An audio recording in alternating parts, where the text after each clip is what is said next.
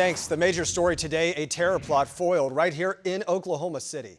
A 27-year-old Afghan national living in OKC, his juvenile brother-in-law living in Moore, both arrested, accused of plotting a terrorist attack that would have taken place on Election Day. Nasir Ahmad Tawhedi and the juvenile were arrested Monday for planning an Election Day terrorist attack on behalf of ISIS.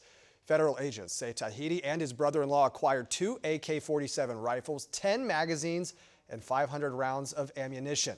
Tawhedi made his first appearance in federal court yesterday. Let's get out to News 9's Alexis Young first. She joins us live from the newsroom with what we know about this plot so far. Alexis? Well, Colby, a federal criminal complaint is alleging that at the time of Nasir Tawhedi's arrest, he and his unnamed co-conspirators were already purchasing ammunition and planning to sell their family home and relocate their family overseas following the potential attack. Documents show that the 27-year-old man was able to get into the U.S. on a special immigrant visa, which he obtained in 2021. In July of this year, federal investigators say he was searching for surveillance and security camera access in Washington, D.C. And he was also even checking webcams showing the White House and Washington Monument. Senator Mark Wayne Mullins says terrorist organizations will target individuals who have family who remain in Afghanistan, but he is cautioning the community from judgment. Please don't judge all our Afghan national friends that are here inside Oklahoma based on this individual. Say the next steps will involve watching how court proceedings play out. And according to court filings, investigators have already found ISIS propaganda and transactions which Tawhedi made for an ISIS campaign. Live in the newsroom, I'm Alexis Young for Oklahoma's own News 9. All right, Alexis, thank you. And Governor Kevin Stitt released a statement on the arrest. He says, quote, "Those who seek to harm our nation, threaten our freedoms, and disrupt our way of life will be held accountable and face the full force of the law." Governor Kevin Stitt joins us live in studio this morning for what that means for Oklahoman safety. Lacey, Robin. Colby, thank you. Governor, thanks for joining us this morning. We appreciate your time. Just your reaction first off to this unfolding right here in Oklahoma City. Well, I mean, very, very thankful that our law enforcement worked with the FBI, that we're monitoring all those websites. We set up Fusion, which is basically a shared database.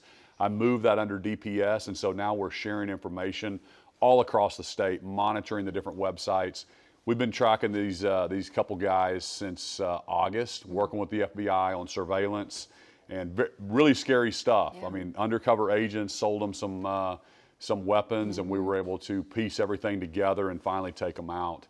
But really, really scary stuff when you think about people kind of committing these kind of acts of violence. Well, right here in Oklahoma City, I mean, we've already been through something many years ago. These two came in on these special visas after the collapse of the Afghanistan government.